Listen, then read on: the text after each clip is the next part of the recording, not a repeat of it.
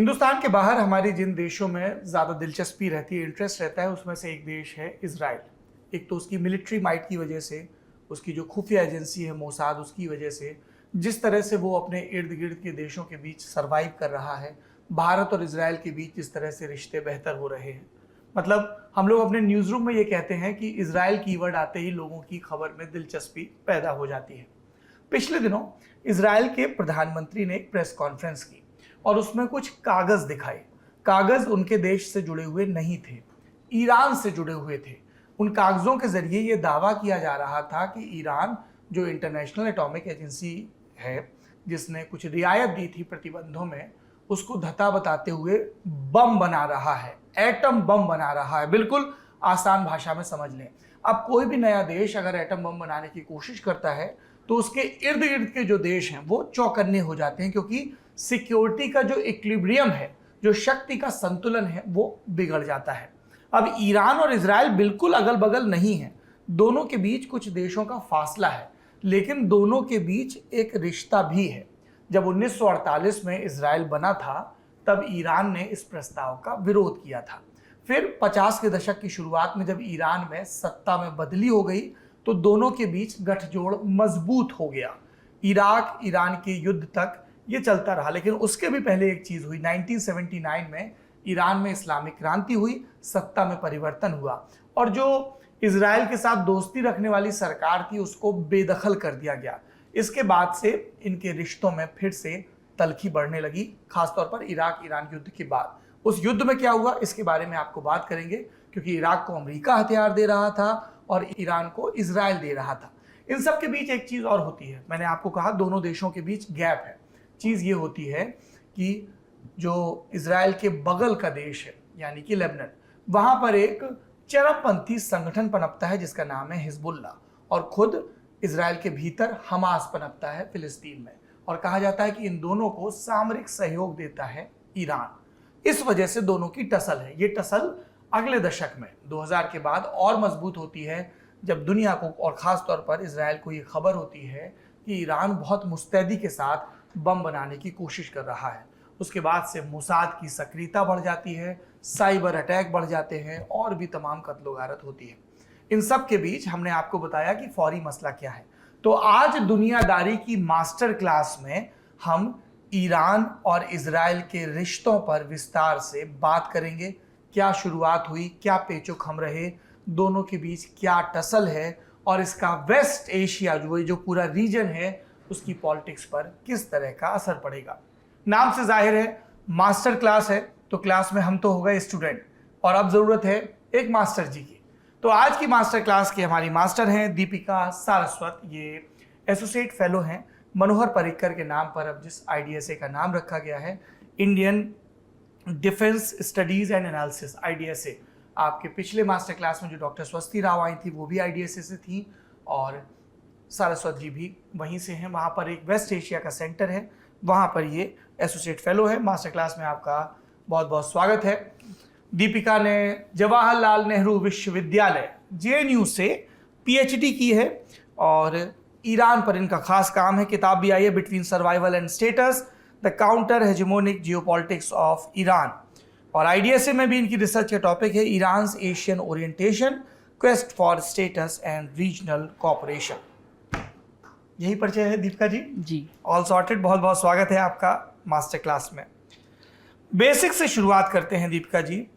Israel और Iran के रिश्तों का इतिहास क्या है और 1979 के इस्लामिक रिवॉल्यूशन के बाद इसमें किस तरह की तब्दीलियां आई? अगर आप हमारे दर्शकों को थोड़ा सा हिस्ट्री ब्रीफ कर दें, इनकी बैकग्राउंड ब्रीफ कर दें। जी, जैसे आपने जो इंट्रोडक्शन के अपने रिमार्क्स में बोला कि ईरान और इज़राइल इनके बीच में इतनी ज्योग्राफी, इतना डिस्टेंस होने के बावजूद भी इज़राइल ईरान के न्यूक्लियर प्रोग्राम को लेके जिस तरीके से बहुत एक्टिव रहा है, बहुत सस्पिशियस रहा है, उसको समझने के लिए ये ज़रूरी है कि हम थोड़ा कुछ पहले जाएं कि जिससे कि इस तरह की जो एक दुश्मनी है दोनों देशों के बीच में, उसका बैकग्राउंड समझना बहुत इम्पॉर्टेंट है। सबसे पहले मैं ये बताना चाहूँगी कि हालांकि 1979 जी। की जो इस्लामिक रेवोल्यूशन है वो एक टर्निंग पॉइंट माना जाता है, पर मेरी नज़र में बड़ा टर्निंग पॉइंट जो ईरान इजराइल रिलेशंस में है वो आता है कोल्ड वॉर ख़त्म होने के बाद, सोवियत यूनियन के कोलैप्स के बाद।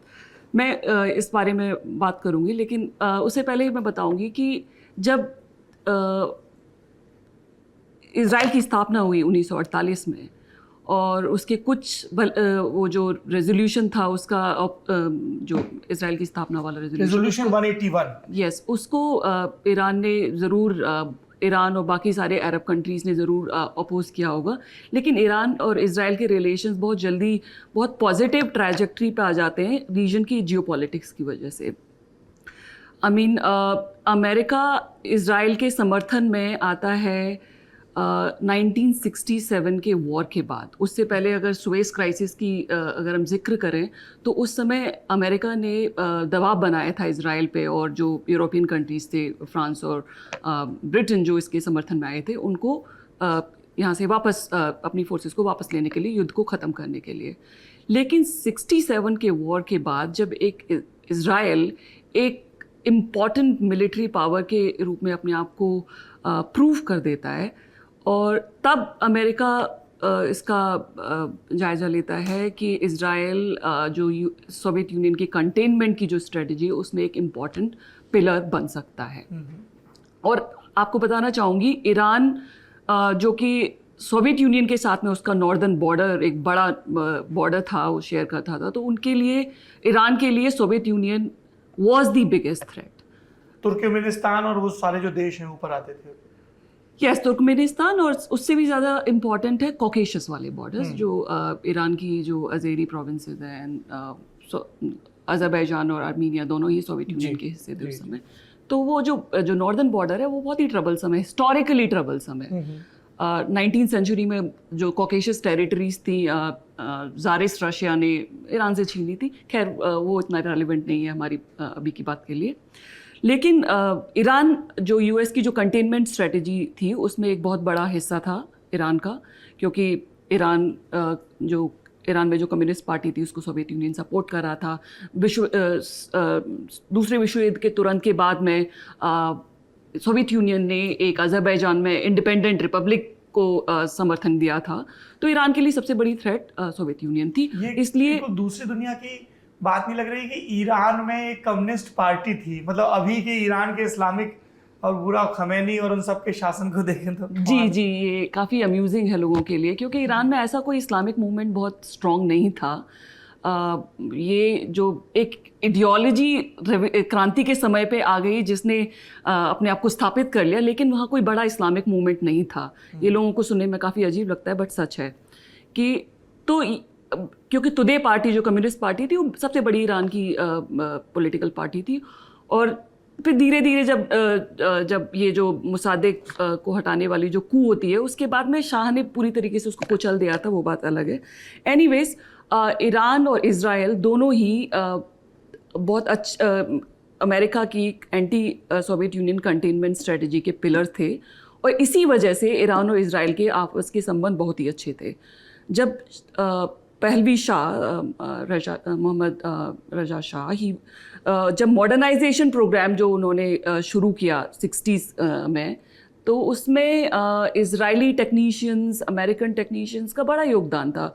उनके एग्रीकल्चरल जो रेवोल्यूशन जैसा एक लैंड रिफॉर्म के बाद में उन्होंने एग्रीकल्चरल सेक्टर में जो काम किया, तो इज़राइलीज़ वहाँ पे बड़ी संख्या में मौजूद थे, और भी उनकी तमाम इंडस्ट्रीज़ में भी इज़राइली टेक्नीशियंस मौजूद थे। तो एक बहुत अलग समय था ईरान इज़राइल रिलेशंस में।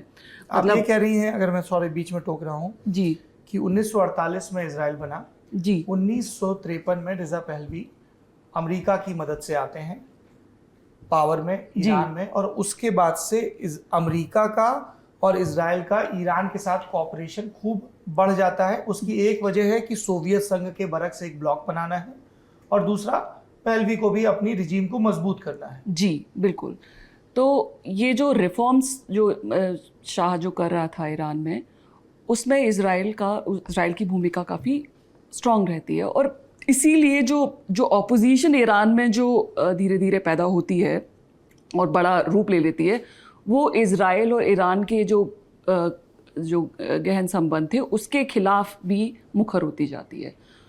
तो होता ये है कि जब रेवोल्यूशन की अगर हम बात करें ईरान में, तो शुरुआत होती है जब अयतुल्ला खमेनी को एग्जाइल कर दिया जाता है 63 में, और उसके बाद में तो वो क्या थे, कोई धार्मिक नेता थे उस समय?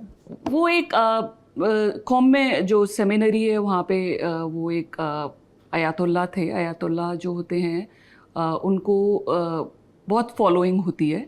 मदरसे के एक धर्मगुरु? नहीं, मदरसे के धर्मगुरु, बट ये कहना इसको बहुत ही नैरो डाउन करना होगा, क्योंकि जो शिया धर्म ईरान में शिया बाहुल्य है। हाँ, ईरान में शिया बाहुल्य है, तो वहाँ के जो शिया रिलीजन शिया जो फॉलो करते हैं उनको किसी एक मर्जा को फॉलो करना होता है। मर्जा जो कि उनको धर्म से जुड़ी या उनको कैसे उसको फॉलो करना है, उसमें जो कुछ मतलब रिलीजियस इंटरप्रिटेशंस और इन सब के बारे में उनको गाइड करता है। तो एक तरीके से वो गाइड मार्जाए ताकलीद जिनको आप फॉलो करते हो, ताकलीद यानी आप उसको फॉलो करते हैं, एक मार्जा को आप फॉलो करते हैं। तो इनकी बहुत बड़ी फॉलोइंग थी, और ये एक आयतुल्ला खोमेनी, तो आयतुल्ला रुहुल्लाह खोमेनी। तो जब उनको एग्जाइल किया जाता है इराक में भी, वो फाइनली सेटल्ड होते हैं 1-2 जगह जाने के बाद में। 16 साल के लिए ईरान से, हाँ, तब 63 में निकाल दिया जी। तो ये जब अपना इराक में नजफ जो उनका एक शिया धर्म का एक और वो केंद्र है वहाँ पर, नजफ इराक में, तो वहाँ पे उन्होंने पढ़ाना शुरू किया। वहीं पे उन्होंने अपनी इस्लामिक गवर्नमेंट की थ्योरी डेवलप की। Coming to the main point, तो इज़राइल और का जो मतलब मिडल ईस्ट में जो उनकी इज़राइल की जो पॉलिसी थी, और या जो पैलेस्टाइन को लेके जो भी मुश्किलें थी और जो स्ट्रगल था, वो अयतुल्ला खोमेनी की पॉलिटिकल आइडियोलॉजिकल डॉक्ट्रिन का एक बहुत बड़ा हिस्सा बन जाता है। तो जब रेवोल्यूशन जब आती है, वो रेवोल्यूशन बहुत अचानक से आती है एक्चुअली ईरान में। आपको पता होगा कि 78 में शाह वहाँ पर कार्टर से मुलाकात कर रहे थे वाशिंगटन में, और कार्टर ने ईरान को एक आइलैंड ऑफ स्टेबिलिटी की तरीके से हेल किया था। तो जब रेवोल्यूशन आती है तो बहुत अचानक से आती है, और उसमें कई तरह के वो the elements, political elements. If you can tell us about it. Yes, तो उसमें 1953 में जो सरकार बनी अमेरिका के सपोर्ट से, रजा पहलवी की, वो चल रही है ईरान में।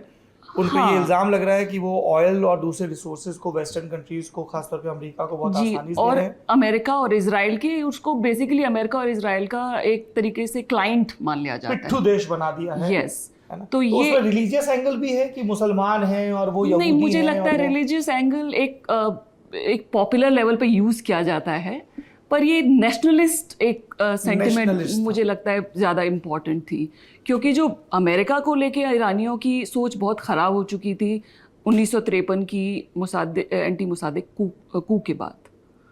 तो मतलब पहले वहाँ मुसादिक पार्टी थी, मुसादिक उनके प्राइम मिनिस्टर थे, तो उन्हीं को हटा के शाह आए थे। जी, मुसादिक ने ईरान के ऑयल को नेशनलाइज कर दिया था, और दूसरा अमेरिकियों को डर था कि यहाँ पर अगर ये जो ऑयल नेशनलाइजेशन मूवमेंट जो हो रहा था उसमें कम्युनिस्ट बहुत मुखर हो रहे थे, तो उनको ये डर था कि अगर मुसादिक पावर में रहे और ये मूवमेंट चलता रहा तो कम्युनिस्ट बहुत यहाँ पर ताकतवर हो जाएंगे, और ईरान भी एक कम्युनिस्ट पॉपुलर रेवोल्यूशन जैसा कुछ हो सकता है। तो उन्होंने, कोल्ड वॉर तब तक शुरू हो चुका था। जी बिल्कुल, कोल्ड वॉर एक्चुअली शुरू होता है ईरान में ही शुरू होता है। अच्छा, that's the beginning of cold war. हाँ, ईरान और ग्रीस में ही कोल्ड वॉर शुरू होता है, मुसादिक का कू उससे पहले कोल्ड वॉर शुरू हो चुका है 1949 में ही, जब इनफैक्ट वर्ल्ड वॉर 2 के तुरंत ख़त्म होने के बाद, क्योंकि सोवियत यूनियन ने अपनी फोर्सेस को विड्रॉ नहीं किया ईरान से। युद्ध के टाइम पर अमेरिकी और सोवियत फोर्सेस दोनों थी, पर वो विड्रॉ नहीं किया, तो मुझे लगता है कोल्ड वॉर की बिगनिंग वहाँ से शुरू होती है, Iran being very important. Anyways, तो रेवोल्यूशन के समय पर जब क्या हो रहा है कि जो इज़राइल और अमेरिका के शाह के साथ में जो सबसे बहुत अच्छे संबंध हैं, वो एक इम्पॉर्टेंट प्लैंक बन जाते हैं अपोजिशन का। खैर, मैं बात करूँगी कि वो और कौन कौन से एलिमेंट्स थे रेवोल्यूशन में। तो एक नेशनलिस्ट भी थे, जो इनफैक्ट जो पहले प्राइम मिनिस्टर जो बनते हैं रेवोल्यूशन के बाद में, मेहदी बाज़रगान, वो एक तरीके से मतलब बहुत ही इस्लामिस्ट नहीं थे। वो दूसरी एक पार्टी थी, नेशनल फ्रंट पार्टी, जो कि थोड़ा इस्लामिस्ट एलिमेंट भी था, लेकिन ख़ासतौर से नेशनलिस्ट थे वो। तो इस तरह की फिर ये एक बहुत पॉपुलर मूवमेंट बन जाता है, जिसमें आम जनता का भी बहुत, मतलब शाह के खिलाफ जितने भी लोग विरोध में, जनता, अलग अलग पॉलिटिकल ग्रुप्स, इस्लामिक ग्रुप्स भी, नेशनलिस्ट ग्रुप्स भी। जी, लेकिन जो अयातुल्लाह खोमेनी थे, जो कि इस समय फ्रांस में थे, क्योंकि इराक से उनको निकाल दिया गया, सद्दाम हुसैन ने उनको, शाह और सद्दाम हुसैन में बात हुई और उनको इराक से भी निकाल दिया गया। फिर वो फ्रांस पहुंच जाते हैं, जहाँ से उनको पूरी मीडिया और सब कुछ मिलता है, जहाँ से वो एक तरीके से इस्लामिक क्रांति के, जो अभी तो क्रांति ही थी, इस्लामिक तो धीरे धीरे बनती गई, उसके वो लीडर बन जाते हैं, सिंबल बन जाते हैं। तो जो स्लोगन होता है जो क्रांति का, वो क्या होता है? Neither east nor west, only Islamic republic. Okay, so that is a fundamental point in terms of how Iran was orienting itself in the region. कि वो जो रेवोल्यूशन का जो स्लोगन है, न पूरब की तरफ, मतलब ना सोवियत संघ की तरफ जाएंगे जी, ना यूएस की तरफ हमारा जाएंगे, अपना रास्ता है वो है इस्लामिक रिपब्लिक का। जी, तो उसके बाद में होता ये है कि वेस्ट के साथ में बहुत ज़्यादा फोकस करने की बजाय, ईरान की जब रेवोल्यूशन जब सक्सेस हो जाती है, तो उनका फोकस रीजन पे आ जाता है, उनके अपने रीजन पे, जो कि अरब और मुस्लिम डोमिनेटेड रीजन है। अब जो ज़्यादातर जो देश हैं इस रीजन में, वो सुन्नी देश हैं, राइट। तो ईरान एक शिया देश है। तो इसका मतलब ये है कि अगर ईरान अपने आप को एक शिया देश के रूप में आइडेंटिफाई करता है, तो उसको चांसेस है कि उतनी सफलता नहीं मिलेगी, आप आइसोलेट हो जाओगे। तो ईरान ने एक बहुत ही इस्लामिक एक इंक्लूसिव इस्लामिक टाइप की एक इमेजिनेशन को ज़्यादा प्रोजेक्ट किया कि जो रेवोल्यूशन ईरान में सक्सेसफुल हो चुकी है, वो और भी देशों में हो सकती है। ये शिया रेवोल्यूशन नहीं है, ये एक इस्लामिक रेवोल्यूशन है। ओके जी, तो ये जो एक्सपोर्ट ऑफ रेवोल्यूशन जो शुरू किया, तो उसमें उन्होंने कुछ सऊदी अरेबिया में और कुछ बहरीन में, लेकिन सबसे ज़्यादा सफलता कहाँ मिलती है उनको? हिजबुल्लाह और लेबनान में हिजबुल्लाह को तैयार करने में। खैर, उस पॉइंट पे हम बाद में आएंगे। अभी हम बात कर रहे थे कि और रेवोल्यूशन की वजह से इज़राइल और ईरान में क्या चेंज होता है जी। एक और चीज़ बताना चाहूँगी कि काफ़ी ईरान के रेवोल्यूशनरीज वो पैलेस्टाइन में ट्रेन हुए थे, लेबनान में, जॉर्डन में, जहाँ पे पैलेस्टीनियन कैंप्स थे। PLO वहाँ से एक्टिव थी, यासर अराफात का जो पैलेस्टाइन लिबरेशन ऑर्गेनाइजेशन था, वो एक्टिव थी। और लेबनान पहले से ही बहुत ही एक वॉलेटाइल स्थिति में था। वहाँ एक सिविल वॉर चल रहा था और बहुत सारे पैलेस्टीनियंस वो लेबनान में रह रहे थे, तो उनके कैंप भी थे। और एक शिया, जो लेबनान है वहाँ पे शिया और सुन्नी और Druze and Maronite different religious groups हैं। तो जो शियाज जो थे, उनके एक लीडर थे मूसा सद्र, वो भी वो एक शिया नेटवर्क जो था रिलीजियस लीडर्स का, वो उसका अहम हिस्सा थे। और उनकी भी वैसे ही काफ़ी मजबूत फॉलोइंग थी उस रीजन में। तो कहने का मतलब ये है कि जो रेवोल्यूशनरीज नेटवर्क्स और जो शिया रिलीजियस लीडर्स के नेटवर्क थे, उसका मतलब है कि ईरान के लिए पैलेस्टाइन कोई बहुत दूर दराज की जगह नहीं थी। यहाँ पे देवर कनेक्शंस। और जो बताना चाहूँगी कि जो ईरान के जो पहले डिफेंस मिनिस्टर थे मुस्तफ़ा चमारान, बहुत ही यंग और पहले कैरिज्मा। मतलब 53 में नो नो नो या नो 79 पहले रेवोल्यूशन के बाद के जो पहले 79 डिफेंस में, मिनिस्टर थे जो ईरान इराक वॉर के दौरान में, मुस्तफ़ा, कुछ जी। मुस्तफ़ा चमारान, तो उनकी एक्चुअली वो वॉर में जल्दी ही मारे गए थे, तो बहुत पॉपुलर उनके नाम पे सड़कें हैं और ये वो। एनीवेज, तो वो पैलेस्टाइन में ट्रेन हुए थे। तो जब आपने अपनी मेजर ट्रेनिंग, मिलिट्री ट्रेनिंग ही वहाँ पर की हो, तो जाहिर है कि आपने जब अपने कंट्री में आके जब सक्सेस पा ली है, तो आप जो आपकी पुरानी जो कनेक्शंस थे आप उनको अच्छे से लेवरेज कर सकते हैं और उनको अपनी जो नई जो जियो स्ट्रैटेजिक जो लैंडस्केप है उसमें यूज़ कर सकते हैं। तो ये भी एक बड़ा कारण था कि ये रेवोल्यूशनरीज दोबारा से पैलेस्टाइन में अपने आप को एक इन्फ्लुएंशियल स्थिति में पाते हैं। अच्छा, ये तो हम 1979 तक आ गए। एक चीज़ जो बहुत ज़्यादा ये सवाल पूछा जाता है कॉमरेड्स के द्वारा, जो बहुत ज़्यादा हम लोग डिटेल में नहीं पढ़ पाते हैं, कि दोनों की सीमाएं नहीं लगती हैं, ईरान और इजराइल की, तो इतनी कट्टर दुश्मनी की वजह क्या है? जी, मैं इसको अपने पिछले सवाल के जवाब से जोड़ूंगी कि इज़राइल और ईरान हमेशा से दुश्मन नहीं होना था। उनमें दुश्मनी नहीं थी, लेकिन दुश्मनी पैदा इसलिए होती है कि जब नई स्थितियां जो पैदा होती हैं सोवियत यूनियन के कोलैप्स के बाद में, क्योंकि क्या है कि इज़राइल एक देश है जो कि हॉस्टाइल कंट्रीज से सराउंडेड है।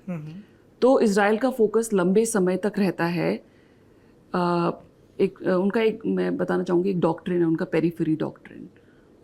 तो उसमें जो एक इनर सर्कल है वो है द पैलेस्टीनियन नेशनल मूवमेंट, तो उस PLO।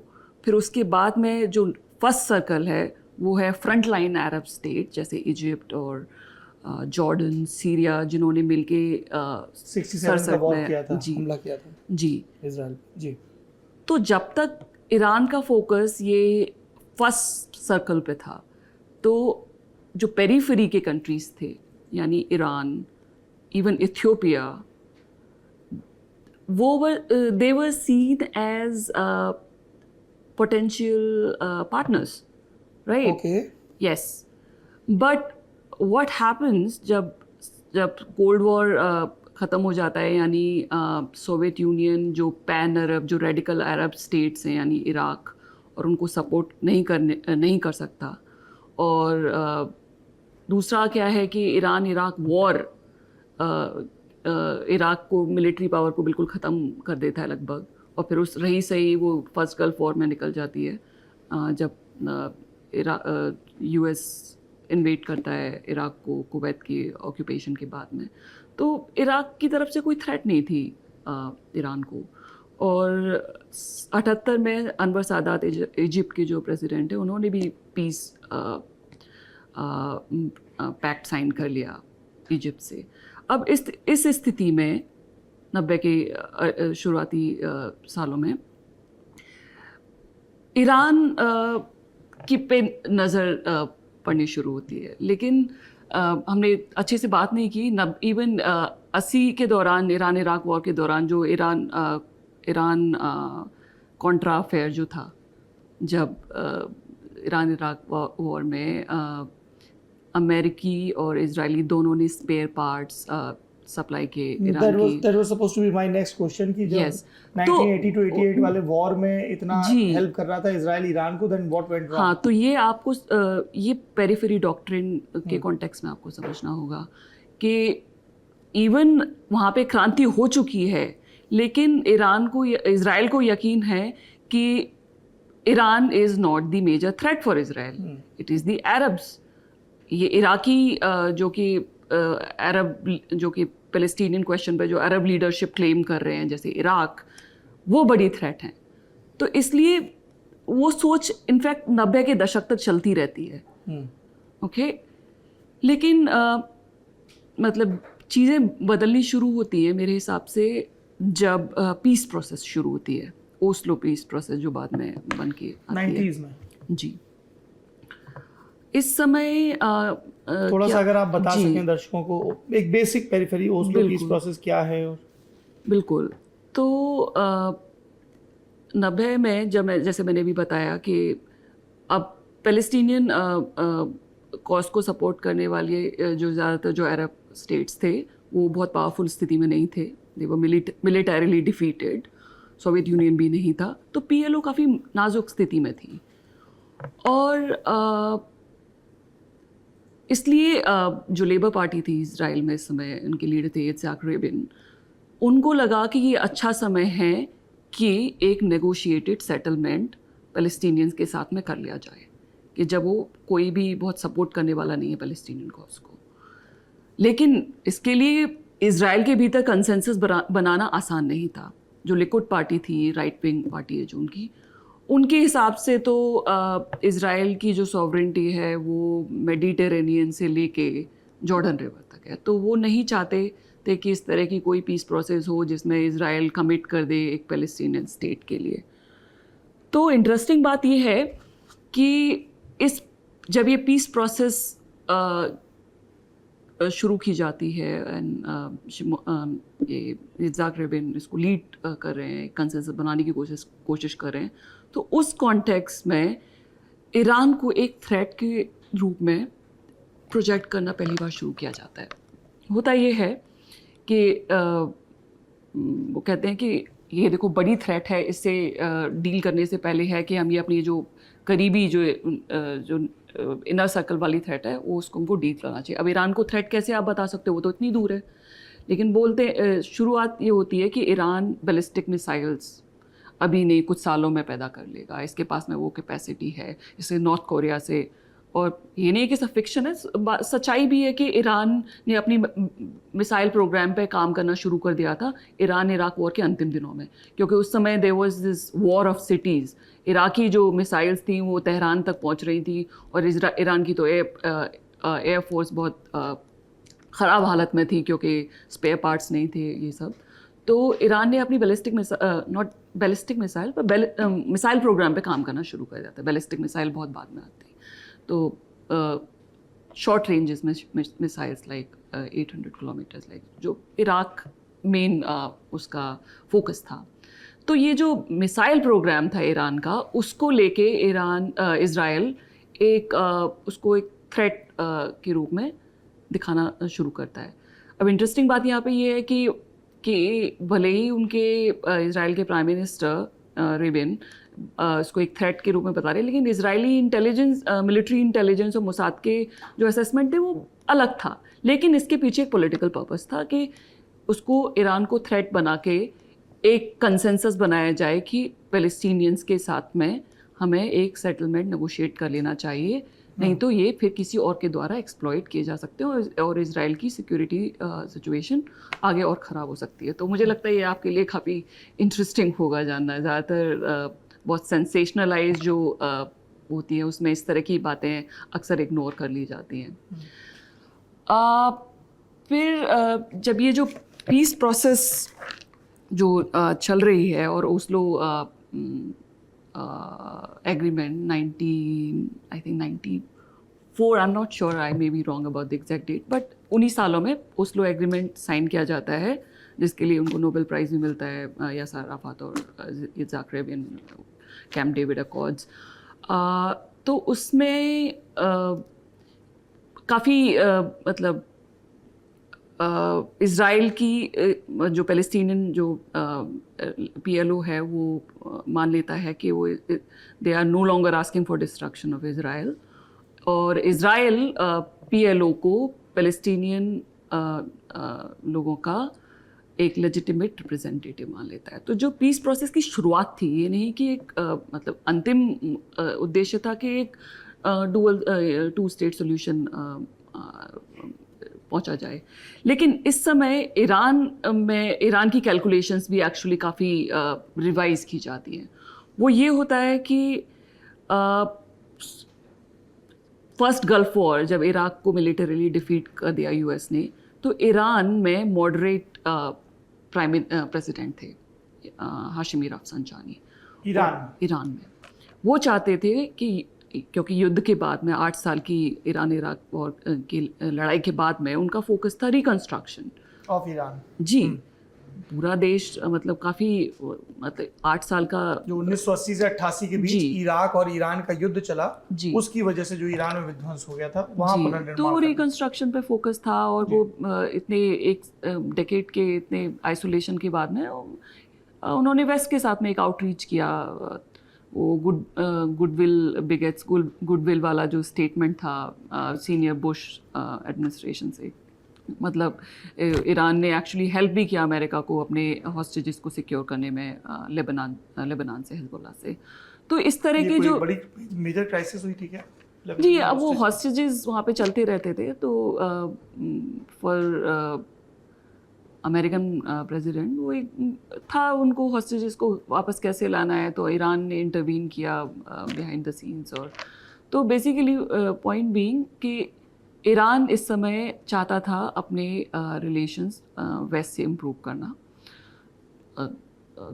एक तरीके से testing of waters, but Americans were not interested. उन्होंने, क्योंकि वो एक बहुत ही अच्छी स्थिति में थे मिडिल ईस्ट में, उन्होंने इराक को डिफीट कर दिया था। तो जब आप एक बहुत प्राइमेसी वाली स्थिति में होते हो, आपको लगता है कि आपका इन्फ्लुएंस अनचैलेंज्ड है, तो आप अपनी इक्वेशन से ड्रिवन होते हो, आप ईरान की क्यों सुनोगे? तो जब वो ऑफर जब रिजेक्ट हुआ, तब ईरान में अब आप इस तरह की पॉलिसी को कैसे डील करो कि आपने ऑफर किया और वो रिजेक्ट हो गया, तो आप दूसरी पार्टी के लिए कॉस्ट बढ़ाना चाहते हो कि for America to reject Iran's proposal, now they are going to be consequences, they are going to be costs.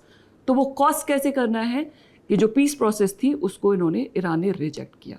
तो जो रिजेक्शनिस्ट फैक्शन था जो peace Israeli Palestinian peace process में, हमास जो कि 90s में उभर के आता है, और हिजबुल्लाह जो कि पहले से ही था 80 से ही, उसको ईरान पेट्रोनाइज करता है। तो फिर ईरान इजरायली जो हॉस्टिलिटी है, it only gets stronger from here on. अच्छा, इस पूरी बातचीत में जैसे अभी लेबनान का जिक्र भी आया, हिजबुल्लाह, बार बार हिजबुल्लाह का जिक्र आता है, उसका क्या एंगल है? वेल, हिजबुल्लाह ईरान की जो रेवोल्यूशन के बाद का एक क्राउन अचीवमेंट है उनके लिए। ये एक बहुत ही बड़ा मतलब स्ट्रेटेजिकली भी एक बहुत इम्पोर्टेंट मूवमेंट है। That they have a player in Lebanon, Yes. जिसके जरिए उनका एक से है, स्टेक है। बिल्कुल। तो हिजबुल्लाह को समझने के लिए, उसके ओरिजिन को समझने के लिए जो लेबनान का सिविल वॉर है और इज़राइल ने जो इन्वेजन किया 1982 में, इन्वेजन किया था वहाँ पे जो पैलेस्टीनियन कैंप्स थे जो सदर्न लेबनान में, उनको ख़त्म करने के लिए major ground operation and then occupation जो हुआ। इजराइल घुस गया लेबनान के अंदर, सदर्न लेबनान में, सदर्न लेबनान में, और जो वहाँ पे फिलिस्तीनियों के कैंप थे, सेटलमेंट थे, कैंप्स थे, और इवन जो जहाँ से रॉकेट्स इजराइल को दागे जाते थे इजराइल के ऊपर। हाँ, तो एक कैप्चर कर लिया। सिक्योरिटी ऑपरेशन की तरह से उन्होंने इसको जस्टिफाई किया और इजराइल लेबनान को ऑक्यूपाई किया। सर्जिकल स्ट्राइक और occupation? Occupation, ground operation. Okay. तो इस समय ईरान, मैंने जैसे पहले भी बताया कि ईरान का इन्फ्लुएंस था यहाँ पे रिलीजियस नेटवर्क्स और जो रेवोल्यूशनरीज के जो पुराने नेटवर्क थे उसके थ्रू था ही। दूसरा, जो ईरान की एक जो विचारधारा है, जो आइडियोलॉजी है, वो बहुत ही पावरफुल इन्फ्लुएंस उसका यहाँ पे साबित होता है। अब ये आइडियोलॉजी क्या है? आइडियोलॉजी है रेजिस्टेंस की आइडियोलॉजी, जो कि उनके शिया कहना चाहिए थियोलॉजी, नॉट थियोलॉजी, एक शिया हिस्टोरिकल मेमोरीज और इंसिडेंट से आती है, ख़ासतौर से बैटल ऑफ करबला। आप लोग जानते ही हैं कि जो बैटल ऑफ करबला में 72 जो सोल्जर्स थे इमाम हुसैन के, उन्होंने एक बहुत बड़ी आर्मी को फेस किया और इमाम हुसैन का मार्टियरडम हुआ। Now that incident in Shia history कि एक बड़ी ताकत को छोटी एक फ़ौज ने, जो कि रिलीजन और जस्टिस ड्रिवन थी, उन्होंने उसको डिफीट किया। ये एक बहुत ही पावरफुल एक रिलीजियस और आइडियोलॉजिकल फोर्स, मतलब एक इसका एक बहुत, I mean it's easy for Shias to be driven by this, कि this historical incident, this memory of that they have. तो जो मुकावमत या रेजिस्टेंस है वो ये बैटल ऑफ करबला और इमाम हुसैन का जो है वो, और इट्स वेरी डिफेंसिव कि आप किसी एक बड़ी आप एक ऑक्यूपाइंग पावर, एक ऑप्रेसिव पावर को फेस कर रहे हैं, तो उसको डिस्पाइट ऑल द ऑड्स आप कैसे फेस करेंगे. तो इसमें ये जो रिलीजियस जो फर्वर है, जो एक ये एक जो फोर्स आता है वो बहुत इम्पॉर्टेंट है. तो यही है कि अभी इस तरह की जो आइडियोलॉजिकल पावर को कैसे यूज़ करते हैं, या बाद में भी देखते हैं जब सीरिया में शियाज पाकिस्तान और अफ़गानिस्तान से मोबिलाइज करके लेके ईरान लेके आता है. तो हिज़्बुल्ला ईरान और वहाँ पे पैदा कर पाता है क्योंकि वहाँ पे शियाज थे, वो ट्रेडिशनली ऑप्रेस थे. ईरान लेबनान के शियाज वो, क्योंकि वहाँ का जो लेबनान में जो ड्रूज और मैरोनाइट्स हैं जो कि वेस्टर्न कंट्रीज से सपोर्टेड थे, वो ज़्यादा इन्फ्लुएंशियल पोजीशन में थे, लेकिन शियाज पॉलिटिकली और इकोनॉमिकली दे वर मोर मार्जिनलाइज्ड. तो ईरान उनकी एक लड़ाका फौज तैयार कर देता है. जी, उनको एक इस तरह की फौज तैयार करता है जो कि अपने आप को इजराइल के ऑक्यूपेशन के खिलाफ रेजिस्टेंस मूवमेंट के तौर पे पेश करती है. रेजिस्टेंस मूवमेंट, एक justice driven movement also, because बहुत तरीके के वेलफेयर प्रोग्राम भी करते हैं कि, और वो अपनी सोसाइटी में एक पहुंच बना लेते हैं. ठीक है. तो जब 80 के दशक में जब ऑक्यूपेशन रहता है, और eventually I think towards the end of 80s or early 90s, I'm not sure exactly the date, they are eventually able to push out Israelis from southern Lebanon. तो ये बहुत बड़ी सक्सेस होती है कि इज़राइल को मिलिटरीली कोई अरब state भी नहीं हरा पाया, और हिज़्बुल्ला जैसी एक फोर्स जो कि एक non state they were able to push Israelis out of southern Lebanon. तो वो उसकी प्रेस्टीज के लिए एक बहुत बड़ा माइलस्टोन होता है. दूसरा फिर एक ताइफ एग्रीमेंट साइन होता है आई थिंक 1992 में, जब ताइफ सऊदी अरेबिया में वो होता है, जब इजरायलीज वहाँ से सदर्न लेबनान से जब निकल जाते हैं. तो ये ताइफ 10 साल बाद निकलते हैं. जी. तो ताइफ मूवमेंट, ताइफ एग्रीमेंट जो है वो सऊदी अरेबिया इंटरवीन करता है, नेगोशिएट करवाता है. तो उसमें हिज़्बुल्लाह को एक not just military actor but एक पॉलिटिकल एक्टर मान लिया जाता है, और जो कि सीरिया भी इन्वॉल्व था लेबनान में. ये तो एक बड़ा वैलिडेशन माना जाएगा अगर किसी मिलिशिया को पॉलिटिकल एक्टर माना जाए. जी. मतलब जो बंदूक के दम पर प्रतिरोध कर रहे हैं, अगर आप उनके पाले में हैं और हमले कर रहे हैं, चरमपंथी या आतंकवादी गतिविधि कर रहे हैं, अगर आप दूसरे पाले में लेकिन मैं एक बात कहूँगी, चरमपंथी और आतंकवादी कहना हिज़्बुल्लाह को यहाँ तक मुझे लगता है ये थोड़ा पॉलिटिकल लेबल्स हैं, क्योंकि उनके लिए एक ऑक्यूपाइंग आर्मी को हटाना वो उनके लिए रेजिस्टेंस मूवमेंट था. नहीं, मैं यही तो कह रहा हूँ कि जो उनके सपोर्टर हैं या जो उस टेरिटरी में लोग हैं जी, उनके लिए वो फ्रीडम फाइटर्स हैं, रेजिस्टेंस मूवमेंट है. एग्जैक्टली. इजराइल के पॉइंट ऑफ व्यू से जी, इजराइल के पॉइंट ऑफ व्यू से मिलिटेंट्स एब्सोल्युटली.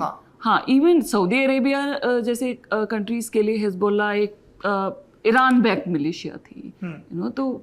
तो लेबनान में एक तरीके से प्रॉक्सी बैटल चलता है सऊदी अरेबिया और जो सुन्नी जो स्टेट्स हैं वो एक तरफ, वो दूसरे पॉलिटिकल फैक्शंस को सपोर्ट करते हो, ईरान हिज़्बुल्लाह का सपोर्ट करता है. लेकिन जो ताइफ एग्रीमेंट था वो इस स्टेलमेट से थोड़ा बाहर निकलने की कोशिश की कि जो फॉरेन आर्मीज़ हैं, सीरिया की आर्मी वो वहाँ से निकल जाए, इजराइल आर्मी निकल चुकी है, सीरियन आर्मी भी निकल जाए, why should they continue now. और हिज़्बुल्लाह को वहाँ की लेबनान की पॉलिटिकल प्रोसेस में एक जगह दी जाती है. लेकिन सीरियन आर्मी वहाँ से नहीं निकलती है 2006-07 तक. तो चीज़ें लेबनान में कोई अनरेस्ट बना रहता है. जी. तो लेबनान में हिज़्बुल्लाह इज़ मतलब has continued for these many decades, और ये मतलब लेबनान के अंदर भी एक बहुत ही पावरफुल पॉलिटिकल मूवमेंट है, पॉलिटिकल पार्टी है which has been part of the government, और उसके बाहर ईरान की जो स्ट्रेटेजिक इंटरेस्ट है रीजन में, उसके साथ में हिजबुल्लाह की मतलब काफ़ी भागीदारी रहती है। अच्छा, अब थोड़ा सा हम लोग जो करंट टॉपिक है उस पर आते हैं। 2004 से हम देख रहे हैं कि मोसाद जो है वो लगातार इस चीज़ की कोशिश कर रहा है कि ईरान न्यूक्लियर वेपन डेवलप ना कर पाए। कभी मोसाद का नाम आता है परमाणु वैज्ञानिकों की हत्या में, कभी न्यूक्लियर साइट पर साइबर अटैक में, दस्तावेज़ों की चोरी में। कुछ में वो क्रेडिट या क्लेम लेते हैं, कुछ में नहीं लेते हैं। ईरान हमेशा कहता है कि हमारा जो न्यूक्लियर प्रोग्राम है वो पीसफुल है, हमारी रक्षा से ज़्यादा ऊर्जा ज़रूरतों के लिए है। इन सब के बीच 2015 में ईरान और P+1 यानी जो परमानेंट मेंबर्स हैं प्लस जर्मनी, P5+1 उनके बीच एक न्यूक्लियर डील होती है। इसमें यूरेनियम रिफाइनिंग के स्तर से लेकर परमाणु बम हासिल करने की समय सीमा पर समझौते होते हैं। फिर 2016 में यूएन की जो इंटरनेशनल एटॉमिक एनर्जी एजेंसी है IAEA, वो भी कहती है कि ईरान ने शर्तों का पालन किया है, और इसके बेस पर P5+1 कुछ प्रतिबंध, कुछ सैंक्शंस हटाता है ईरान से। लेकिन 2018 में डोनाल्ड ट्रंप न्यूक्लियर डील छोड़ देते हैं, ईरान पर नए सिरे से प्रतिबंध लगाते हैं। हालांकि 2022 में डील पर फिर से बातचीत शुरू हुई है। तो ये पूरा न्यूक्लियर डील का क्या चक्कर था? Why Barack Obama was so keen, why Trump left it midway, और अभी दोबारा जो शुरू हो रहा है। सो ईरान का जो न्यूक्लियर प्रोग्राम था, थोड़ी सी हिस्ट्री ज़रूर दूंगी। ये शुरू होता है 50 के दशक में। यूएस ईरान का न्यूक्लियर प्रोग्राम, जी जी, सिविल न्यूक्लियर प्रोग्राम शुरू होता है 50 के दशक में, जब US Atoms for Peace agreement, Atoms for Peace programme शुरू करता है। ओके। तो ये क्या प्रोग्राम था, एटम्स फॉर पीस? उसका मतलब ये है कि जो कंट्रीज NPT साइन करेंगे, non proliferation treaty, which means वो अफर्म करेंगे कि वो कभी न्यूक्लियर वेपन्स नहीं परस्यू करेंगे, उनको अमेरिका एक सिविल न्यूक्लियर प्रोग्राम डेवलप करने में मदद करेगा। और ईरान NPT जो ये है नॉन प्रोलिफरेशन ट्रीटी का एक मतलब फाउंडिंग सिग्नेटरी मेंबर है। Okay. 67 I think they signed. So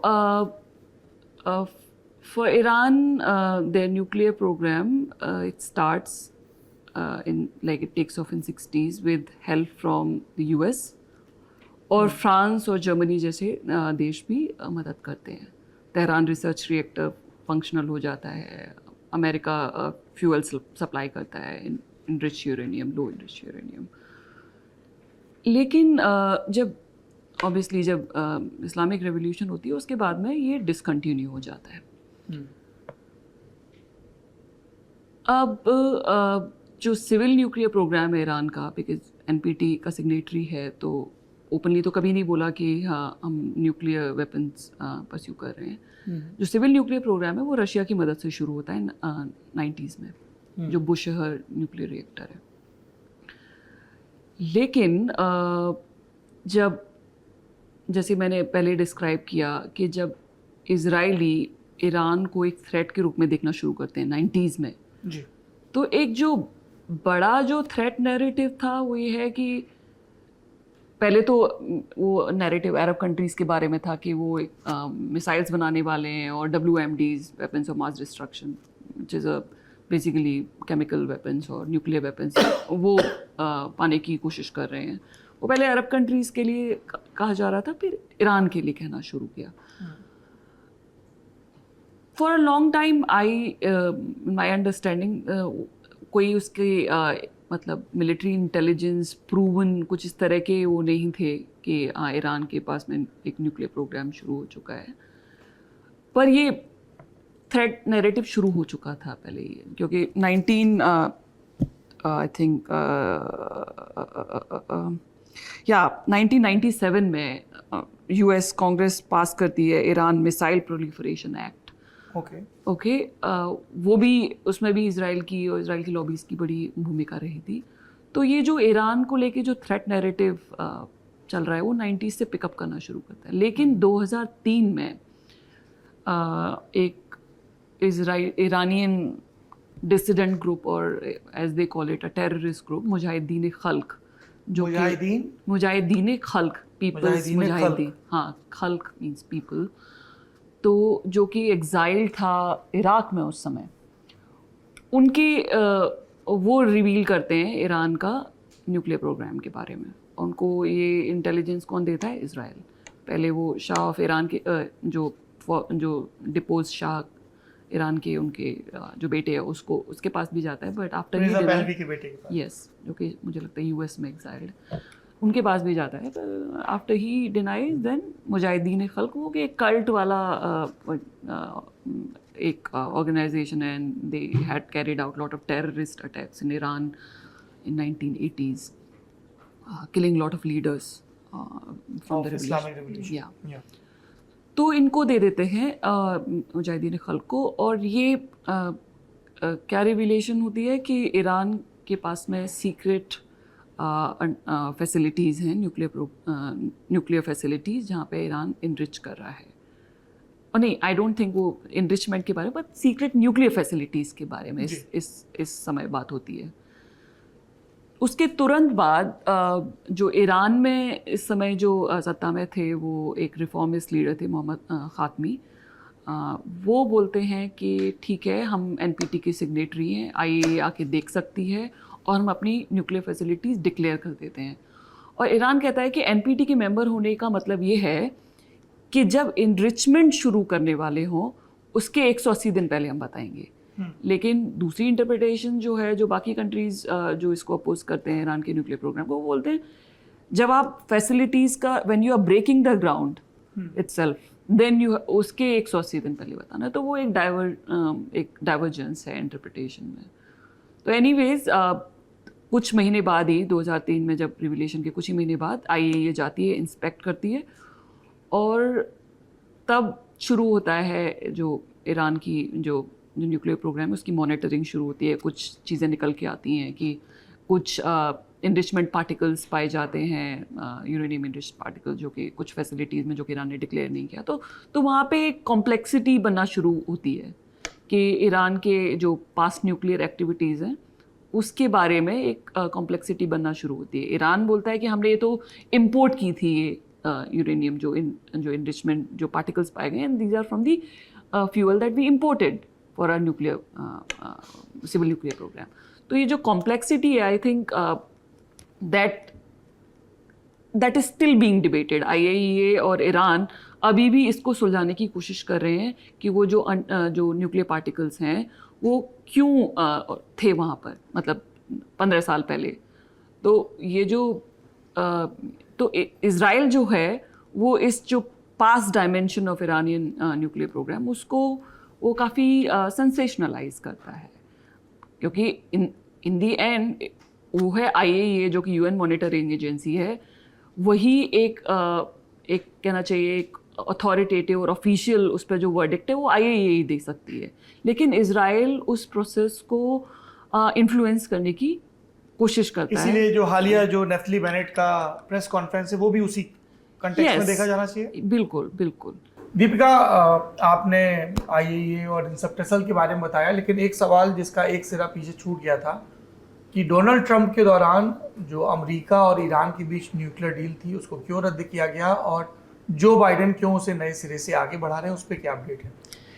जी, जब JCPOA जो ईरानियन न्यूक्लियर डील का फॉर्मल नोमेनक्लेचर है, joint comprehensive plan for action, जब वो 2015 में साइन किया जाता है और 2016 में इम्प्लीमेंट किया जाता है, IAEA वेरीफाई करती है, उसके पीछे ओबामा एडमिनिस्ट्रेशन की जो ईरान को लेके और ईरान के न्यूक्लियर प्रोग्राम को लेके जो पॉलिसी थी, उसमें काफ़ी चेंज हुआ था।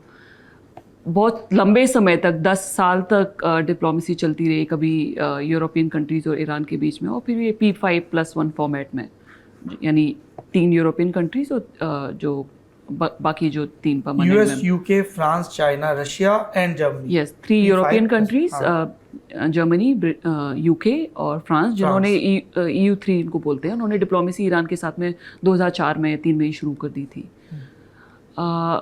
लेकिन वो फेल हो गई थी, क्योंकि अमेरिकन जो पोजीशन थी वो ये थी, और जो कि इजरायली पोजीशन भी थी वो थी कि ज़ीरो एनरिचमेंट, कि ईरान बिल्कुल भी यूरेनियम इनरिचमेंट नहीं कर सकता। न्यूक्लियर प्रोग्राम अगर रहेगा तो इसके लिए फ्यूल या तो इनरिच्ड फ्यूल है वो बाहर से इंपोर्ट करें, या फिर एक इंटरनेशनल न्यूक्लियर फ्यूल बैंक बनाया जाए वगैरह वगैरह।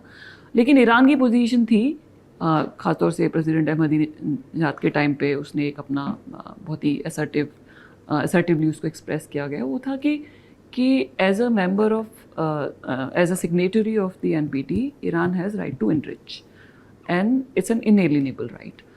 तो इवेंचुअली जब 2015 में जब डील साइन होती है तो US ये पोजीशन को रिवर्स करता है। वो उस बारे में कुछ कहता नहीं है पर इस पोजीशन को मान लेते हैं कि एक एम्बिग्विटी जैसी एक मान ली जाती है कि हाँ कि न तो वो ईरान के राइट टू एनरिच को फॉर्मली रिकॉग्नाइज करता है, लेकिन that change of the position is what made a deal possible. तो इज़राइल को बर्दाश्त नहीं था कि न्यूक्लियर प्रोग्राम न्यूक्लियर इनरिचमेंट अगर ईरान कर रहा है, भले ही उसमें एक सीवियर रिस्ट्रिक्शंस है, मॉनिटरिंग है, लेकिन कुछ समय के बाद में कुछ जो मॉनिटरिंग और जो कुछ रिस्ट्रेन जो थे, जो लिमिट्स थी, वो एक्सपायर होनी थी 10 साल के बाद। तो इज़राइल बहुत ही एक वोकल जो है अपोजिशन बन जाता है JCPOA के खिलाफ। ओबामा एडमिनिस्ट्रेशन के टाइम पे भी कांग्रेस के थ्रू, US कांग्रेस के थ्रू ये कुछ तरह सैंक्शंस जो नॉन न्यूक्लियर सैंक्शंस है उनको पुश करता है, और कि basically it hope that the deal fails eventually. अब जब प्रेसिडेंट ट्रम्प आते हैं 2017 में और 18 में जब विड्रॉ कर लेते हैं, वो एक तो वो क्रिटिसाइज करते हैं कि ये जो डील थी it was not good enough a deal, it was a weak deal, it was a disastrous deal. और जो रीजनल ऑपोजिशन थी UAE, सऊदी अरेबिया और जो इज़राइल थी, that had a role. But overall उनका जो पूरी ईरान पॉलिसी ही change हो जाती है। वाइल ओबामा एडमिनिस्ट्रेशन का एजेंडा था कि मिडल ईस्ट से निकला जाए, जो है रीजनल जो कंट्रीज़ हैं they have to have a way of talking with each other, और Iran US has to focus on Indo Pacific और pivot to Asia as it was called. But President Trump फिर से reversal कर देते हैं, क्योंकि probably he envied his predecessor for this so called historic और agreement. तो वो he said defective at its core, defective at its core, disasters, most disasters. तो बेसिकली उनकी मिडल ईस्ट को लेके पॉलिसी ही काफ़ी डिफरेंट होती है ओबामा एडमिनिस्ट्रेशन से। तो उसमें what the Trump administration does is कि जो एक सेपरेशन था न्यूक्लियर और नॉन न्यूक्लियर इश्यूज को, ओबामा एडमिनिस्ट्रेशन ने डील भले ही की थी ईरान से, उसका मतलब ये नहीं है कि वो ईरान की रीजनल एक्टिविटीज़ को और जो उनकी ईरान के मिसाइल प्रोग्राम को उन्होंने एक्सेप्ट कर लिया था। ये डील थी कि आगे बातचीत होती रहेगी इन मसलों पर जो कि कॉम्प्लिकेटिंग हैं from American point of view. But Trump administration lump them all together. जब विड्रॉ करते हैं तो secretary Pompeo, Mike Pompeo 13 points proposal देते हैं कि जिसमें सब कुछ इजरायली पैलेस्टीनियन इशू से लेके हिजबुल्ला से लेके मिसाइल प्रोग्राम, एवरीथिंग। तो जब ईरान की पॉलिसी ये है कि जो कोअर्सिव डिप्लोमेसी है कि एक तरीके से तो आप सैंक्शन प्रेशर, मैक्सिमम प्रेशर चलाओ, और दूसरी तरफ कहो कि we should negotiate a new better deal. तो ईरान रिजेक्ट्स दैट, क्योंकि अगर वो एक बार एक्सेप्ट कर लेगा तो फिर और भी डिमांड्स उस पर लाद दी जाएंगी। तो ईरान ने वो डिप्लोमेसी ट्रम्प एडमिनिस्ट्रेशन के टाइम पे फिर से रिजेक्ट की, और वो हमने देखा कि उन 2 सालों में ईरान का न्यूक्लियर प्रोग्राम फिर से जस के तस स्थिति पे आ गया। 2019 से उन्होंने सारी लिमिटेशंस को धीरे धीरे फेज आउट करना शुरू कर दिया, और बोला कि जब तक अमेरिका डील नहीं करता है हम भी अपना न्यूक्लियर प्रोग्राम को स्टेप बाय स्टेप बढ़ाते जाएंगे। तो कहने का मतलब ये है कि जो न्यूक्लियर डिप्लोमेसी थी वो एक तरीके से एक कंस्ट्रक्टिव इन्वायरमेंट जो US और ईरान के बीच में पैदा हुआ था कि US ईरान को लेके थ्रेट नहीं मतलब US was not threatening Iran and there was a positive context that made a deal possible. But पिछले 2-3 सालों में चीज़ें काफ़ी बद से बदतर हुई. I mean जो पर्शियन गल्फ में जो शिपिंग्स को जो अटैक हुए, और फिर न्यूक्लियर साइंटिस्ट ईरान का मोहसिन फ़खरीज़ादे, उसको असैसिनेट किया इजराइल ने. तो इसके बाद में ईरान की पोजीशन भी और हार्डन्ड होती गई.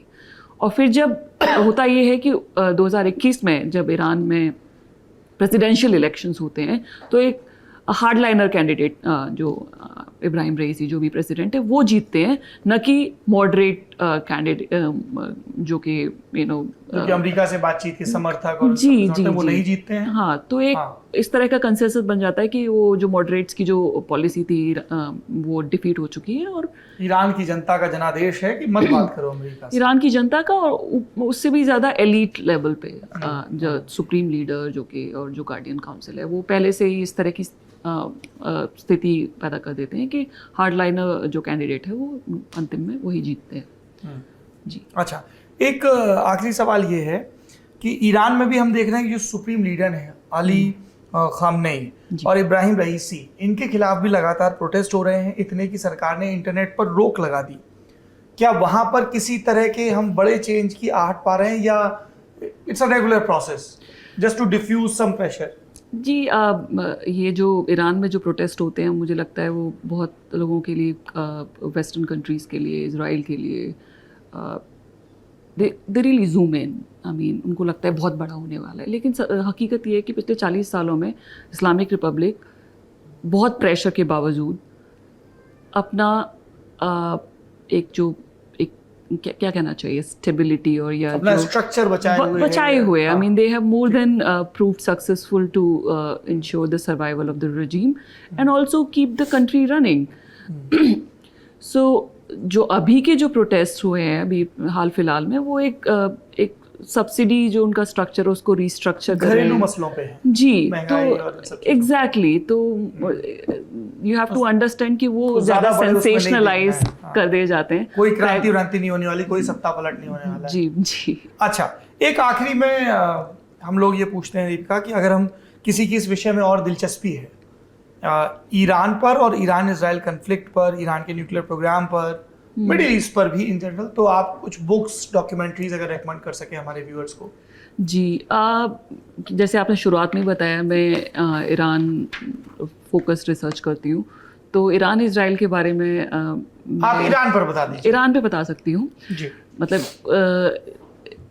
Late me tell you on this issue. मैं 2 स्कॉलर्स को जो काफ़ी इवन हैंडेड अप्रोच है, एक तो हैं त्रिता पारसी जो कि यूएस में क्विंसी इंस्टीट्यूट में त्रिता पारसी और गैरेथ पोर्टर, जिन्होंने न्यूक्लियर इशू को बहुत अच्छे से, he is an investigative journalist, उन्होंने फॉलो किया. और I think he has written a book also, Gareth Porter, Manufactured Crisis. या ओके. तो these 2 books I can recommend. Any documentary, any film? No, so I don't think I want to recommend any film. In fact, Iran को लेके जो film बनती है जो Hollywood, या one has to be very careful that they are part of America के point of view से बनती हैं, उनको विलेन की तरह प्रोजेक्ट करते हुए बनती हैं. यस, या. So any documentary? No, I'll not be able to suggest. Thank you. Treta Parsi and Gareth porter. ये हम आपको डिस्क्रिप्शन में भी ब्यौरे दे देंगे ताकि आप अपने हिस्से की समझाइश को बढ़ा सकें. मास्टर क्लास यहीं पर खत्म होती है. दुनिया से जुड़े एक और विषय और एक और मास्टर के साथ अगले हफ्ते फिर हाजिर होंगे. ये पूरा एपिसोड आपको कैसा लगा कमेंट बॉक्स में जरूर बताइए. दीपिका जी, बहुत बहुत शुक्रिया, आपने इतना समय दिया. Thank you so much.